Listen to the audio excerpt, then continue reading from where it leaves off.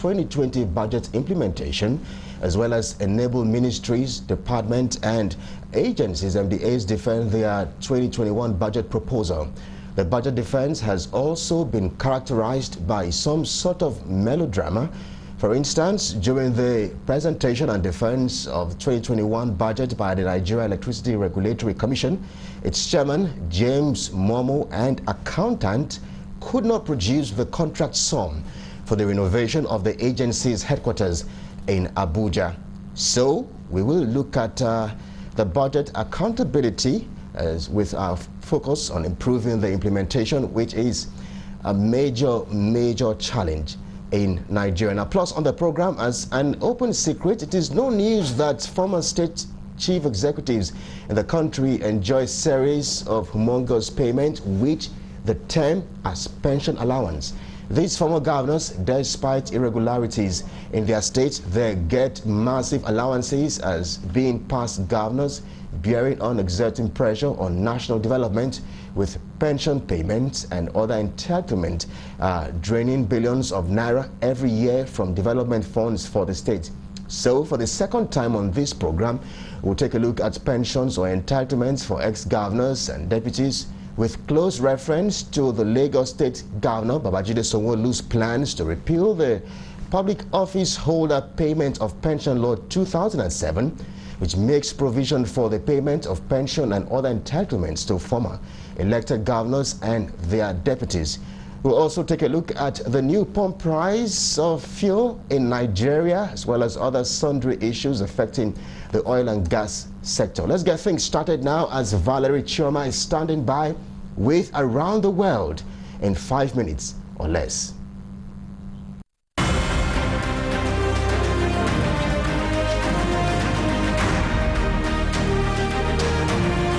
Armenia has begun handing over disputed territory to Azerbaijan as part of a peace accord that ended 6 weeks of fierce fighting over the disputed Karabakh region. Residents of the Kalbajar district, which has been controlled by ethnic Armenians for decades, began a mass exodus from the mountainous province in the days leading up to Sunday, the official withdrawal date. Supporters of U.S. President Donald Trump fought on the streets of Washington, D.C. with counter-demonstrators early on Sunday, with several fistfights, at least one stabbing, and 20 people arrested. Several other cities on Saturday also saw gatherings of Trump supporters unwilling to accept Democrat Joe Biden's Electoral College and popular vote victory as legitimate. Cries of "Stop the Steal" and "Count every vote" continued, despite a lack of evidence of voter fraud or other problems that could reverse the results. The leader of Ethiopia's Tigray region said on Sunday his forces bombed the airport in Eritrea's capital, Asmara, marking a major escalation in the conflict and raising fears of wider war in the Horn of Africa.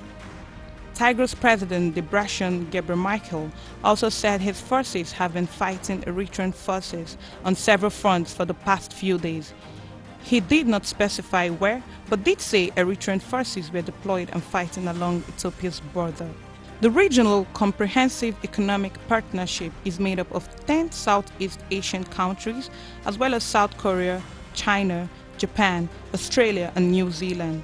The pact is seen as an extension of China's influence in the region. The deal excludes the U.S., which withdrew from a rival Asia-Pacific trade pact in 2017.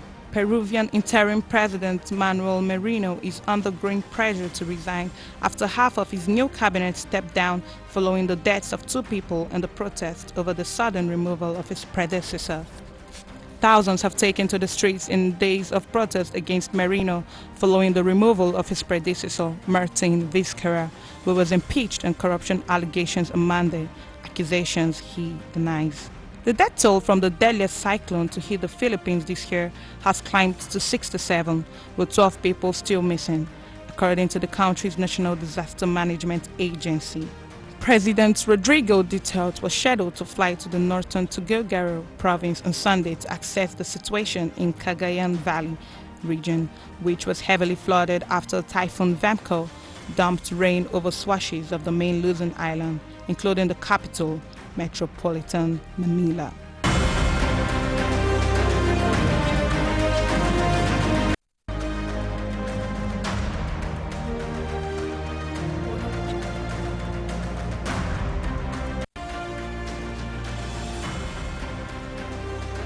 let me reiterate that this time, it is time for all of us to unite for one more prosperous Lagos State. This is the time to collectively optimize emerging opportunity in a rapidly changing global world. We have an audacious governance goals, which we cannot achieve without the concerted effort of all our people. We should not allow the events of the past few months to obliterate our consistent cycle of socio-economic progress, in line with keeping the cost of governance low, and to signal our resolve of selflessness in public service. Mr. Speaker, we will be sending a draft executive bill to this Honorable House to immediately repeal the Public Office Holder Payment of Pension Law 2007, which provides for pension and entitlement to former governors and their deputies.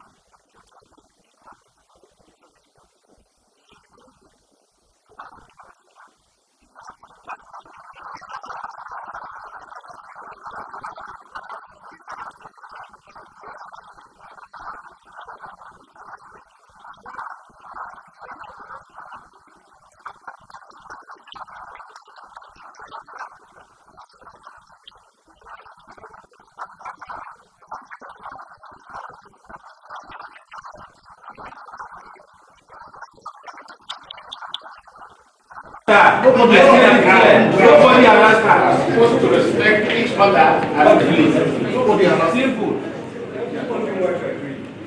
That's the best you can do. But nobody harassed the media here. There was no harassment. Nobody harassed her here. There was no harassment.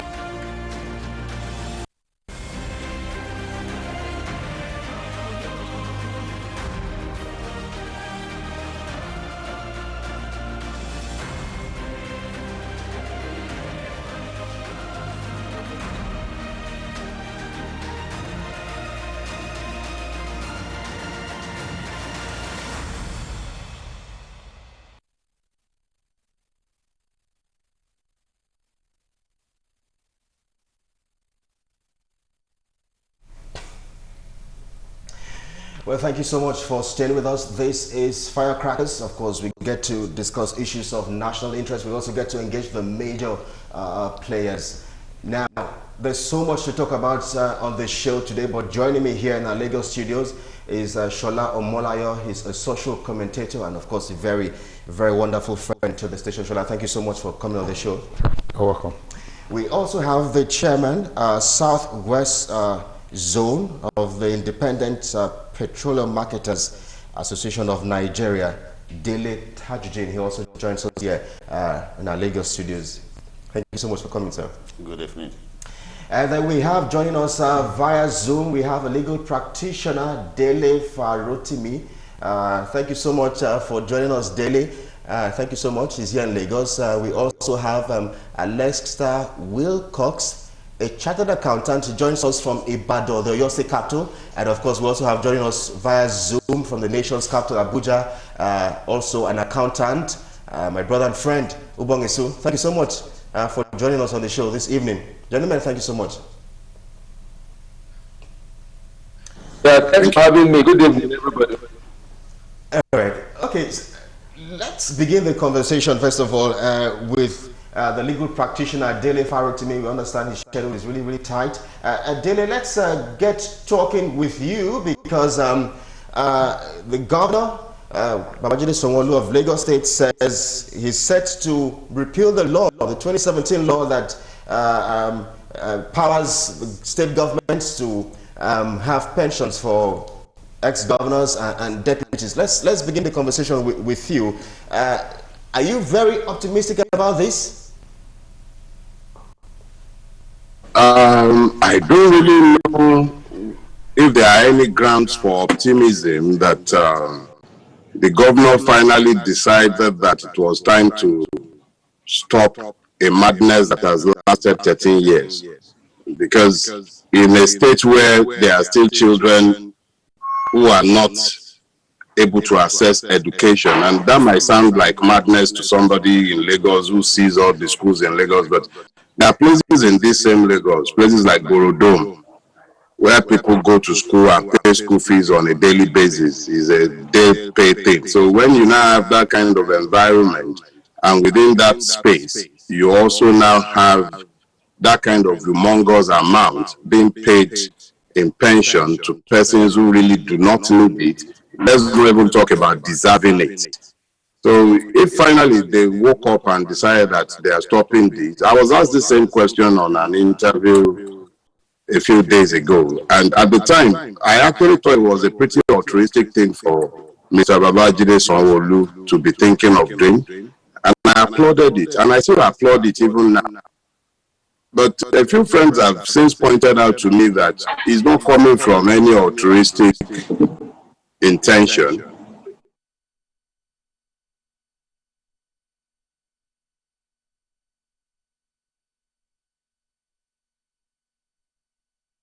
Before that loan might be advanced, the pensions law has to be abrogated or cancelled because it actually offends common sense that you are borrowing to pay those kind of loans if you cannot generate the monies yourself. So whatever the reason might be, however you want to flip this, it is a measure that I believe we should all applaud.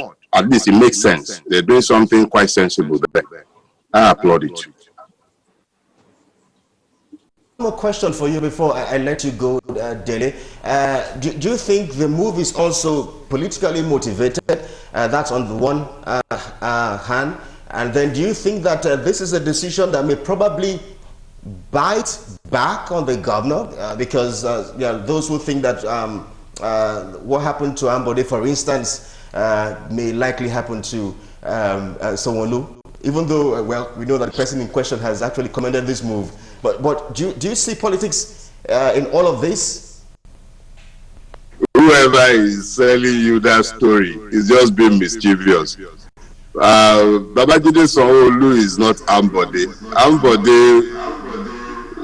Ambode to an extent might have balked the system that brought him to power, but not this particular mild-mannered gentleman. He's not about to balk anything. If he hadn't been told to do this, he wouldn't even dare to move a muscle. So please, don't even let's start that unnecessary discussion.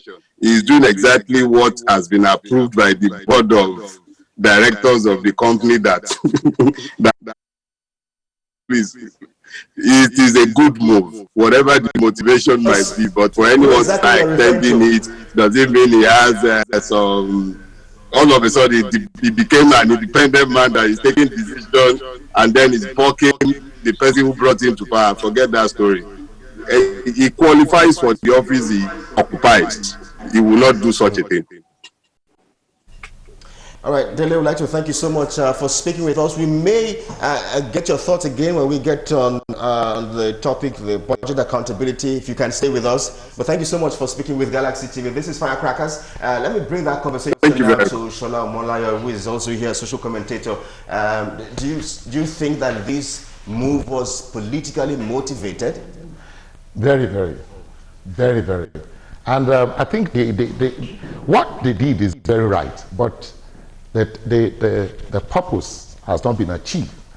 When the announcement was made, their intention was to see the populace of this state celebrating it and discussing discussing it. But unfortunately, it just went like a normal discussion because people are not even interested in whatever they are doing now because it was never accepted.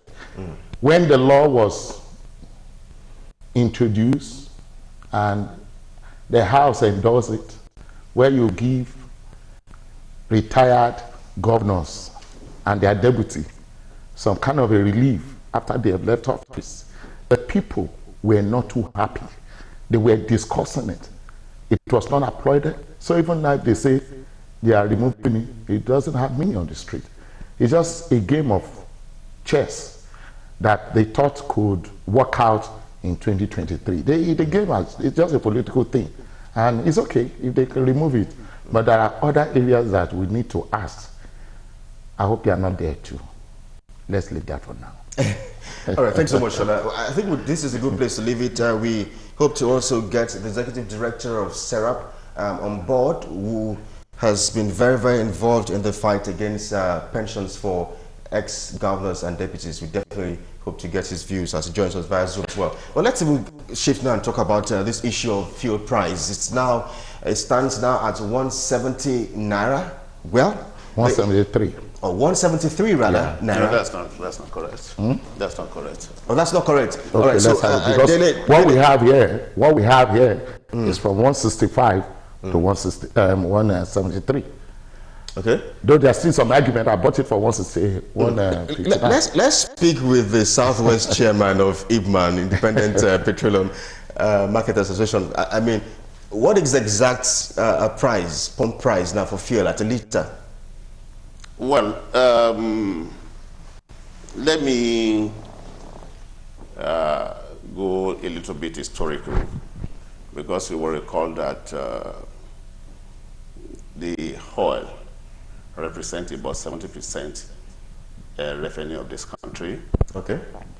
And I want to say with all sincerity of purpose that if that sector remains the revenue of this country, it has not been properly managed, because it means it has chain effect if it is properly managed and if it is not properly managed. But however, recently, almost immediately after the COVID, the government announced deregulation, that is, they are removing the subsidy.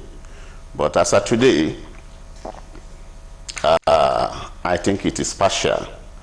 Partial in the sense that for those who understand the terrain,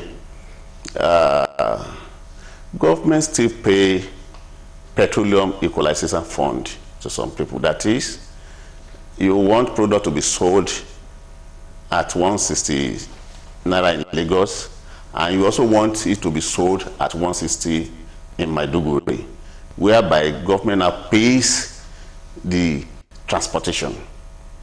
That's what they call petroleum equalization fund. And I think in the template, about 7 naira something is being scheduled for the petroleum equalization fund. You also have what they call PPPRA, that is price regulatory body, okay, where they hammer certain amount of money for PPRA. So if you want to deregulate, you don't need all those people, because you allow other players to come in, and where you have many players, naturally there's going to be competition and the price is going to come down.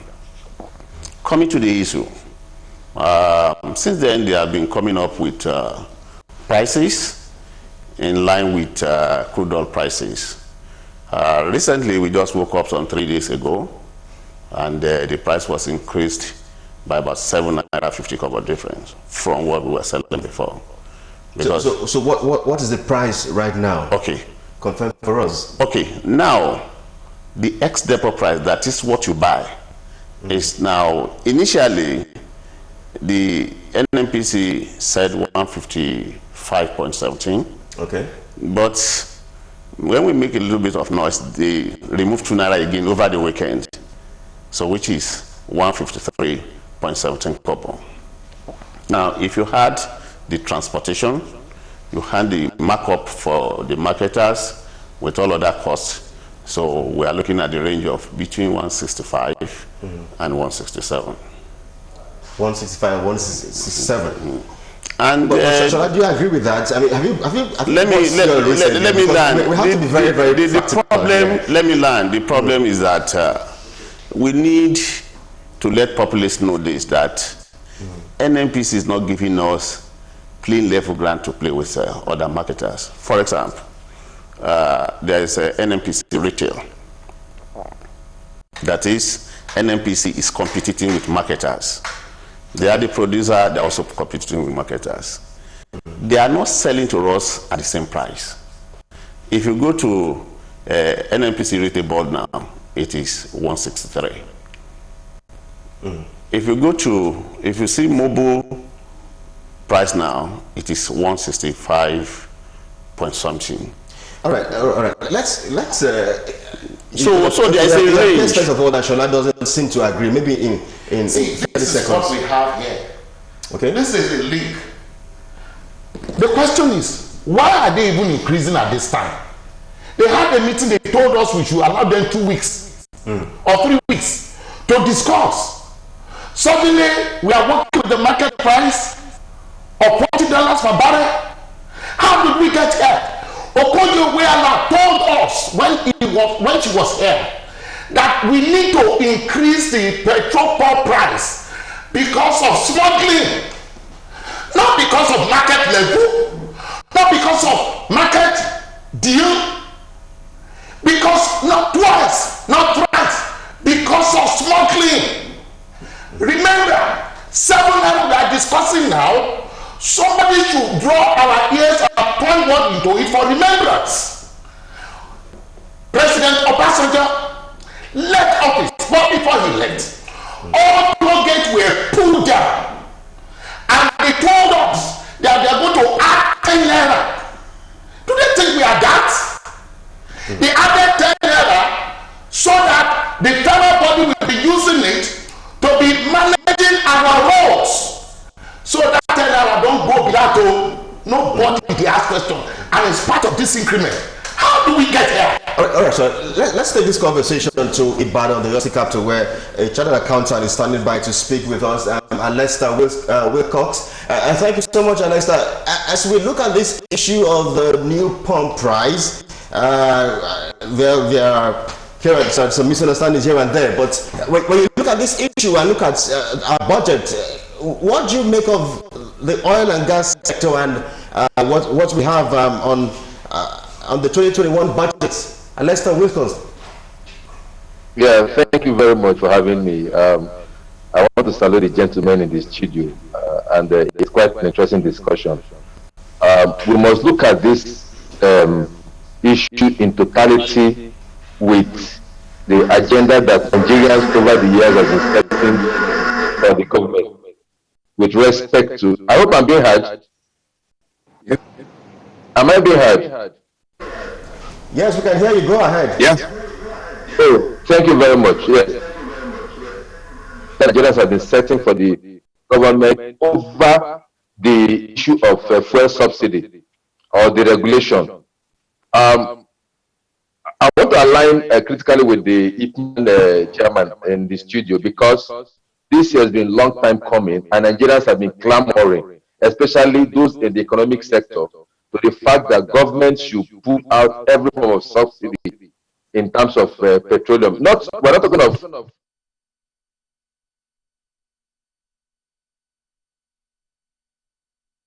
and I don't know why Nigerians are not about diesel.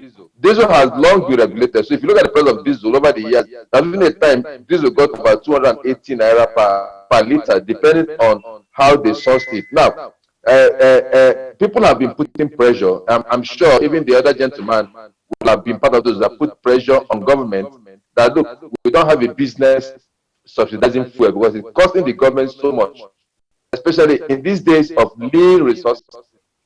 Resources are dwindling over the years, and so it's felt in most quarters that government should no longer subsidize fuel for users, and has done is just like saying a gradual and faithful and phased deregulation, so that the money government is using to subsidize fuel can be used in other areas. Do I like it as an individual? Of course not, I don't. Because I would prefer, as an individual, I prefer to have a very cheap fuel, even at 15 naira, at 100 naira, government keep paying this. But is it sustainable? The answer is no. We are in a country getting tighter by the day, and we must understand this. Could not ask in classrooms. We are in this country, and we expect so much from government. We're a country of about 200 million people with a revenue profile. At the end of the day, the total federal government revenue comes to less than 10 trillion. So what are we? And you're nice. And also from that 10 trillion, government will not spend close to a trillion, or sometimes now, let's say about 500 billion to 700 billion to subsidize fuel. So it has become a matter of either you do it or you collapse. Because we expect government to fund education, we are all saying that do education. We expect government to fund health, we are all claiming that there are no hospitals. We expect government to fund defense, security, we are all claiming that we are. So where will this money come from? Let's not ask questions that delight our intellectual reason. We must ask the right question. Where will this money come from? There is no free money anywhere. It's when government raise money, and like I said, a professor, do I like it as a lesser workers? No, I don't, because I want everything or even free. But it's sustainable. The answer is again no. In the long run, it's not sustainable. Because even if you look at it, despite the fact that I'm sure someone will say, okay, why didn't government have refineries? Yes, I agree, that's a valid answer. Right now, we don't have. And Nigerian fuel remains the cheapest in most part of the world, the cheapest, even in Saudi Arabia, that has about 30 million people and produces about 8 million barrels per day. Across our neighbor, Ghana, our Africa, a liter of 160 naira per liter, equivalent to with a lower another accountant so we have in the nation's capital, Abuja, who also joins us there. Alexa, for a moment, if you can hear me loud and clear, you need to just stand by for a moment. We'll come back to you. But let's take the conversation now to another accountant who joins us from the nation's capital, Abuja, Ubong, thank you so much for joining us this evening. If you can hear me loud and clear, we need you to also get to contribute your thoughts as we look at this issue of the new pump price vis-a-vis our budget. Ubong, if you're there, I wish the technical can help us now. If you can there, please help us, Ubong Esu from the nation's capital. Yes, we can hear you. Let's also get your thoughts and reactions to all of this.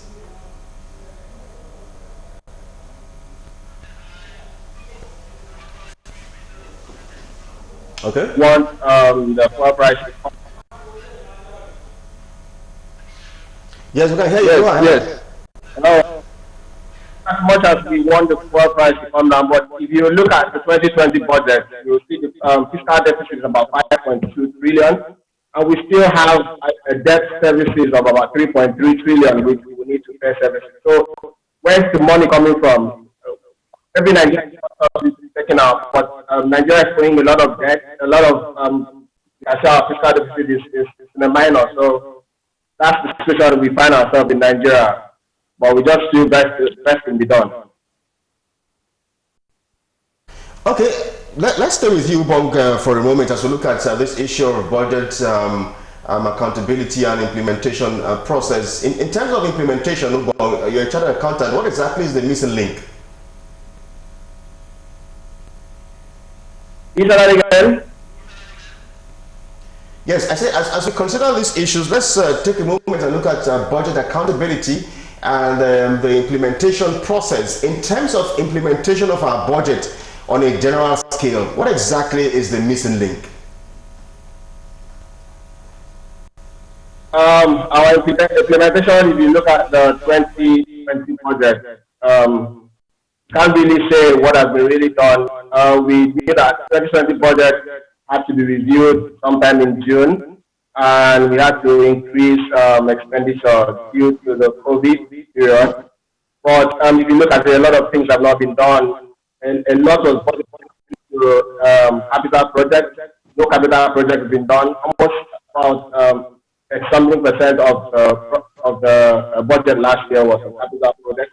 Most of the capital projects were not done. We got to understand that there was COVID, but a lot also was budgeted in June to cover the COVID. So we didn't see really much that was done from the budget last year, apart from just recurrent expenditure. So we're looking forward to the 2020 budget and try to see what come out of it. All right, thank you so much. This is Firecrackers. So much to talk about on the show. We have guests here in the studios. Shalom Molaya is here, a social commentator. We also have the chairman of the Southwest Zone of the Independent Petroleum Marketers Association of Nigeria is also here, Dele Tajudin. Joining us via Zoom, we have Ubong Isu from the nation's capital, Abuja. We have Lester Wilcox from Ibadan, the Oyo State capital. We also have a legal practitioner, Dele Farutimi, who is also joining us via Zoom, but here in Lagos. We're back in a moment. Stay with us. We'll be right back.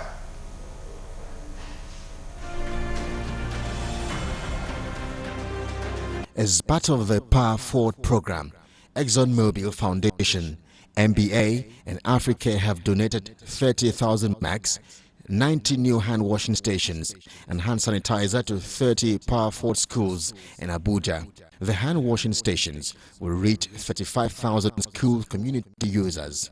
Power Forward, a youth development initiative launched in 2013 by the ExxonMobil Foundation, the MBA, and Africa uses basketball to teach health literacy, including malaria prevention and personal hygiene, and life skills such as leadership, respect, and responsibility to students in 30 secondary schools in Abuja.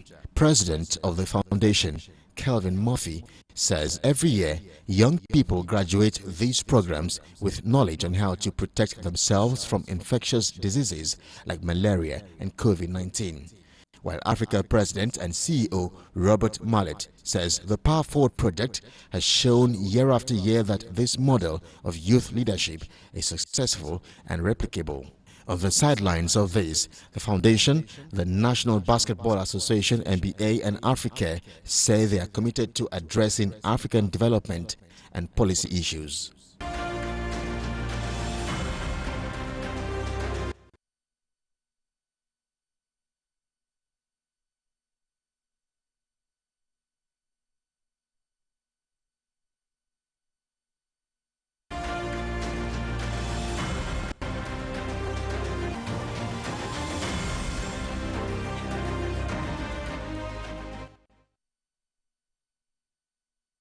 This is Firecrackers. Shalom Malayo is here, as well as Dele Tajudin. Gentlemen, let's get talking as we begin to wind down. Now, let's begin with you, Dele. You have a lot to say in terms of why the fuel price stands at what it stands now, but you were also telling me that there are a lot of issues. Can you help us understand some of the issues on ground? Because you are an insider. Oh, yeah. Nigerians believe that we have oil. They want to buy oil or fuel at an affordable rate. We are one of the highest producing nation of oil. So we definitely, our expectations are high, but you're an insider. Give us a clue of what exactly the challenges are. Okay, thank you so much. You see, the first question we should ask our government is that what happens to our refineries? Why are we importing fuel? Because importation is not good for any economy. Why are we? We have 4 refineries, 2 in Port Harcourt, 1 in Kaduna, and 1 in Warri. All not functioning? Not functioning. And each time you hear about millions of dollars for turnaround maintenance. Why? If Nigeria just discover oil today, are we not going to have refineries? Look at our neighbors in West African countries. Ghana is there. So we have to ask, we have to be sincere. In order to move this country forward, everybody, you must put Nigeria first. I am telling you that with all honest of purpose, that one is not impressed with all caliber of people we have in the sector, ranging from refinery manager, managing director, GMD, and so on and so forth. So in the first instance, we are not supposed to be importing fuel. That's one issue that needs to be addressed, and the government should be ashamed of importing fuel for all these years, because when you import, you talk about the transportation, you talk about the insurance, you talk about refinery. Taking product and bringing product back, that is not fair to us. But I believe there are some cabals that they have their ships, they have everything, they benefit from this thing. I think somebody somewhere should come and stop this importation of fuel. I think that will naturally reduce the cost of petroleum. What two? The sector must be deregulated, and the deregulation must be total, and people must be sincere about it. Because I was going to ask, because I think the Minister for State, Smith Silva, had promised that they were going to delve into deregulation. So give us a clue. Is that what we're experiencing at the moment? Are you talking about total deregulation or partial deregulation? Because if you are talking about deregulation, it must be total. What is the National Assembly doing with PIB bill for 16 years? What is the issue? If it is about them getting money, it doesn't take months, but it's taking years to deregulate totally. So let there be total deregulation. Once there is total deregulation, I can assure you that the price of fuel will come down. And more importantly, when they deregulate, the difference must be used for other infrastructures. If you look at Nigeria of today, that's why I said this increment is uncalled for. Marketers, especially independent marketers, because we have different marketers, we have major, we have independent, we have the NMPs themselves. We are not happy about it because we know what people are going through. Because independent marketer cuts across the nooks and crannies. You don't see major marketers in the remote area, but independent marketers were everywhere. So we feel what people feel. So this should not be a Christmas gift for Nigerians. It is uncalled for. So the timing is also a major challenge for you. But Shola, as an outsider, what are you hearing about some of the challenges in that sector? We have been tied up. We can't see anything again. Nigeria is now a police state. Either you like it or not. Gone are the days. There are things that we say here. You will pay how much? 5 million. Make we talk. No, but I'm sure you can't say that. You see. No, you have to say the police state because you can't express your feelings anymore. How can you wake up? We are not notified. Nigerians are not told. Gone are those days when they will be saying the fuel will be increased in the next couple of months or days. This is just 2 days ago, and you know our local sales know how to adjust this pump price fast. From 165. You get it at all kinds of price now. You get it? So, the people are not happy. And they are frustrated already. They don't have strength again to even talk or fight. Yes, he said it. Deregulation is the way out. But they say now they are deregulating. They've been deregulating. And even deregulate himself is dead. He doesn't know if it's alive. Because they will tell you this increment. Look, there was a leader that said, one of the leaders said that if they can increase this pump price, or they have increased this pump price now to 145, then in the next couple of days, you will see some station will be selling for 40 naira. It was on national television. You understand it? Okay. And today, it's not like that. It has been going up. And come and ask me, my brother, who do you want to challenge? Because they just told us that they have deregulated. Now they are no more paying subsidy. This subsidy, God will arrest him. Because they've been looking for this subsidy and he has been resurrecting time with that number. Formerly, before this government came into office, they said subsidy is a scam. We took a fight to Freedom Park, our Freedom Park. We all agreed that subsidy is a scam. Now, when the government came to power, subsidy resurrected from nowhere. And they were able to remove this subsidy. They removed subsidy the first time, they removed subsidy the second time. This third time, they have finally removed subsidy. This increment is not subsidy. They said because of the chase of the dollar market price from whatever to $40. Excuse me, sir. We are even talking of refinery. which of the refinery, which of the poor refinery that we have 16 years of civilian government, PDP government, they've spent and spent and spent. 5 years plus now, they have spent and spent and spent. No problem. Nobody can arrest this. It's not a party thing. Okay. It's not PDP. No, there is always a name to government. Let's stop all this mediocre talk. PDP came into office. They spent 16 years spending money on that same refinery and nothing happened. They have a name. Don't you have a name? I have a name. So let's wait on me. Calm down. Every single government for 5 years. And they're telling me. All right, Shola, for a moment. Giving us promises. For a and people are paying the price. For a moment. It's not about. I'm not talking about the personalities that are involved, but the people who govern at a point in time in differences. Don't they give us promises?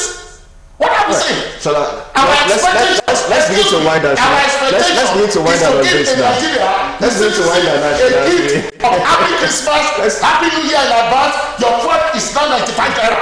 All right, Shola, just for a moment. Let's Dele, as we begin to wind down on this now. I mean. We have one refinery in Nigeria.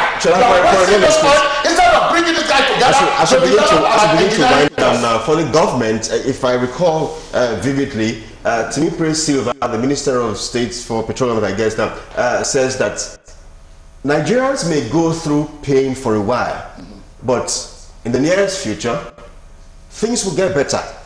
Is this part of what Nigerians need to go through to ensure that maybe in a few months from now, things will probably get better for Nigerians? Yeah, I'm talking about sincerity. Sincerity in the sense that if you deregulate, total deregulation, there's going to be so many players.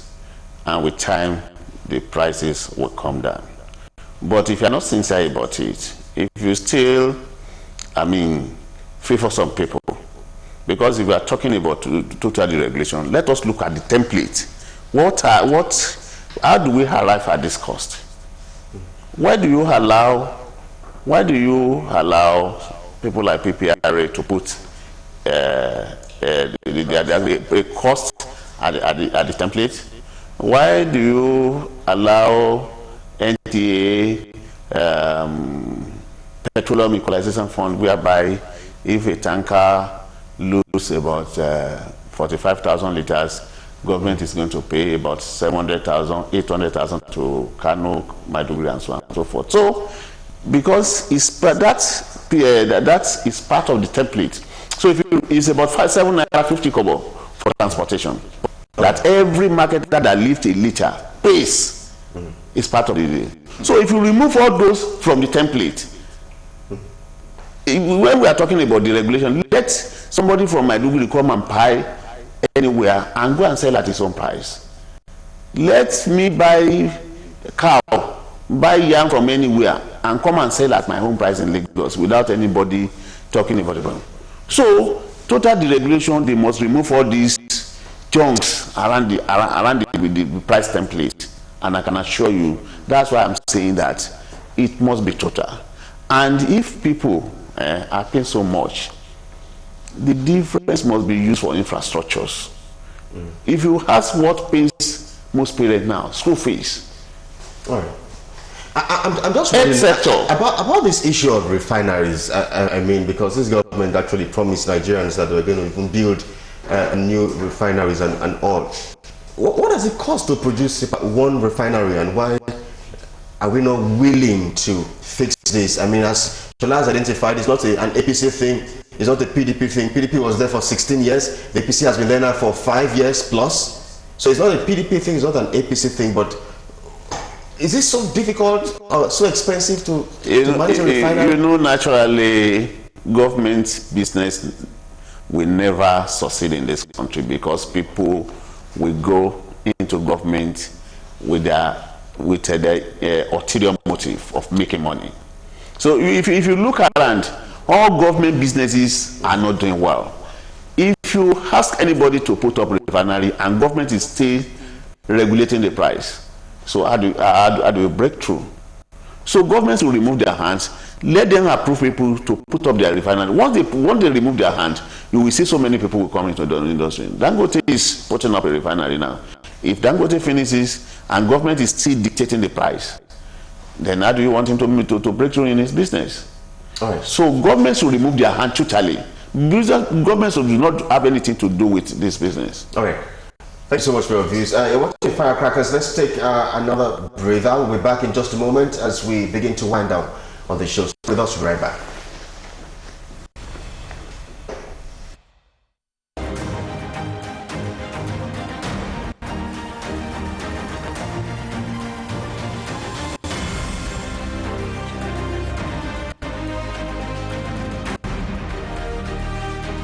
It's not an allegation.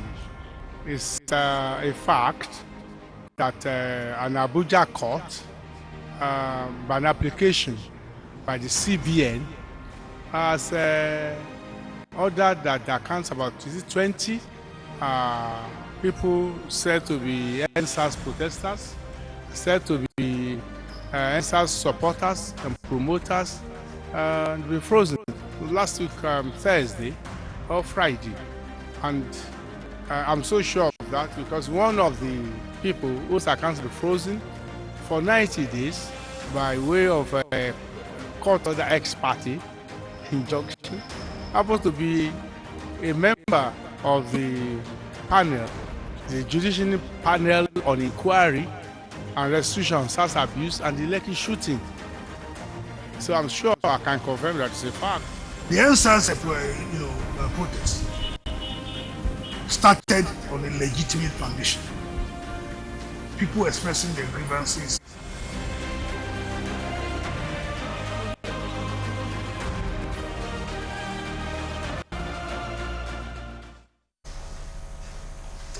Well, thanks for staying with us. This is Firecrackers. As we look at the enormous challenges we are faced with as a nation, I mean, we've been 60 years plus now.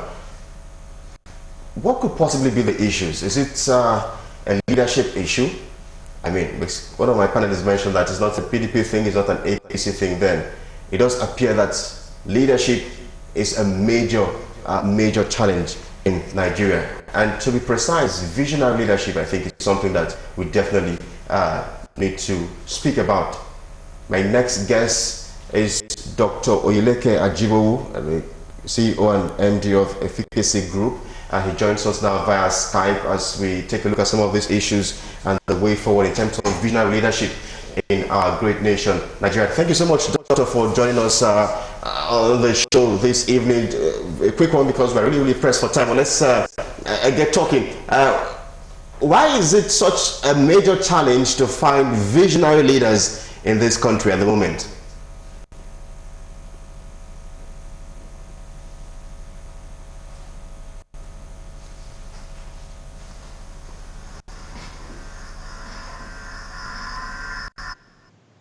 Well, Dr. Oyeleke, I'm not sure we can hear you very clearly.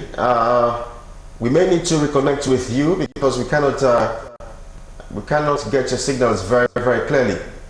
But we'll see how we can reconnect with you again as we begin to wind down on the show. Well, let me speak with my guests here while we try to see how we can fix that with the technical team.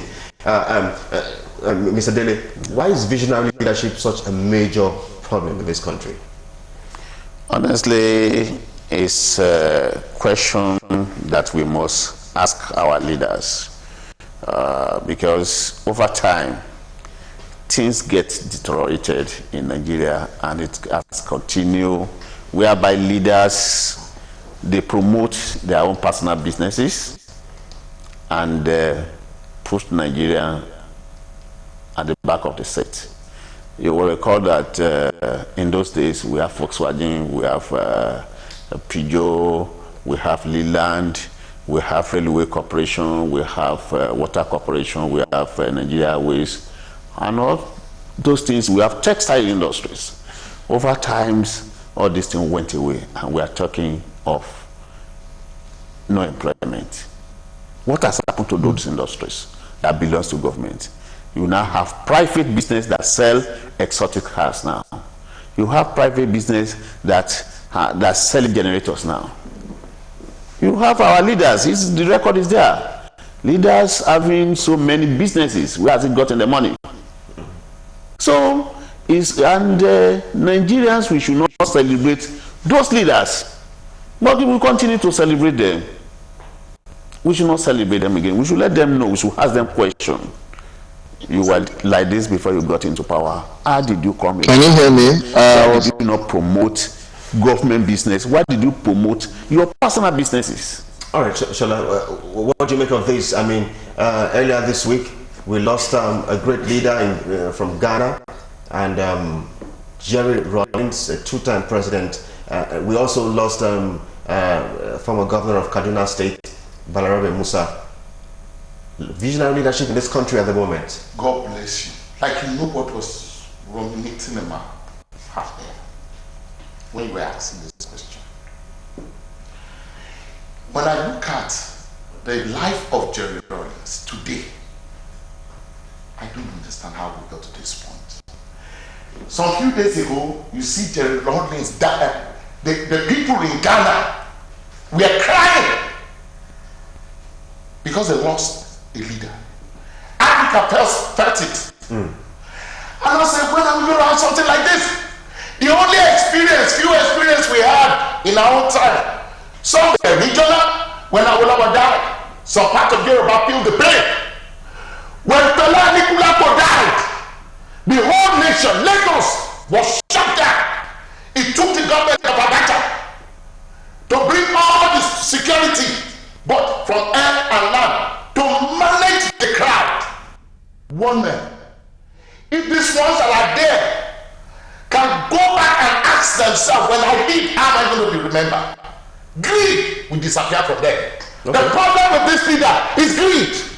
All right. What do you want to have? What do you want to keep forever? Let's see. Another one. Industrialize the whole of Yoruba race, Nigeria. But where are the proceeds of Awolowo? In 9 years, Awolowo governed Nigeria, governed the Western region. We have the textile mill, we have Singer, we have cement, we have the cocoa house, Lagos Airport we have Lagos Airport Hotel, banks. That's the National Bank of Nigeria. Just under 9 years. The first television in Africa. The first television station in Africa. Stadium. The stadium, Liberty Stadium in Ibadan. 9 years. He was never the president. He was never a national president. Just 9 years. Lagos Airport Hotel has not changed from what it was. If you look at it, you can tell. All right. Check the life of Awolowo, you can tell. Aminu Kano. Aminu Kano. They studied the life of Aminu Kano. Shall I wrap this for time? Shall I wrap? Because we are pressed for time. Unfortunately, I have only 1 hour on this show. So we have just we have to manage this. All right.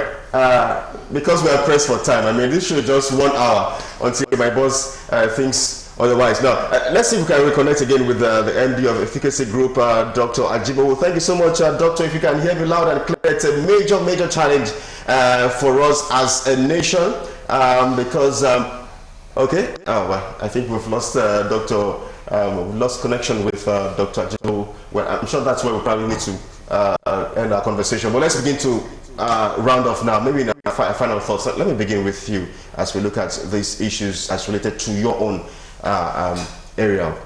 What are the ways forward? Well, like I said earlier, for everything you do, if you are sincere about it and you take the country first before you, I want to appeal to people at the helm of affair of this industry, because like I said, it accounts for about 70% of our revenue, and it's very key to the success of Nigeria as a whole. The sincerity of purpose over there. They know the right thing. They have traveled all over the world. They know how to manage, but they will not do that in this country. So we appeal to them. If they want to deregulate, they said deregulation is the key, and we agree to that in totality. But you must do it with sincerity, so that the proceeds should come back to the purse of the country, okay. And the money should be used for people, okay. Not for personal interest. Okay. So let there be deregulation. We agree to that there's no two way about it, but the proceeds must be judiciously spent for Nigerians. All right, Shola, your final words. We have Odula refinery already. They are all the creek of Niger Delta. Bring those guys out. Stop chasing them. Stop wasting. Fella will say, my people go they burn. Stop the burning. Bring them out. Let them educate them on how they can make things better. Create employment in that area. That's what is necessary. And they should remove greed. Please, this Happy Christmas gift, we don't like it. They should find a way out of it. Because if this this crude oil goes up in the market again, in the international market to 17 naira, they will increase it to 250 naira. Either you like it or not. God bless you. I'd like to thank you so much for your views. It's been a very, very interesting chat. Unfortunately, we have to go and now because my time is up. I'd like to thank my guests here in the studios, the Southwest Zonal Chairman of IPMAN, Daily Tajuddin. Thank you so much for coming. Thank you. We also have a social commentator and a friend to the station, Shola Omolayo. Thank you so much for always standing on the side of the truth. Thank you. Nigeria, all right, so we also had guests who contributed via Zoom from the nation's capital, my brother and friend Ubong Isu, an accountant. We also had another chartered accountant from Ibadan, the Yose capital, Alester Wilcox. And then earlier on we had a legal practitioner, Dele Farutimi, who also contributed on the issues of pension entitlements for ex-political leaders. That's where we anchor our conversation. The show returns next week as we keep talking Nigeria. My name is Kelly Egiga. I'll see you again next time.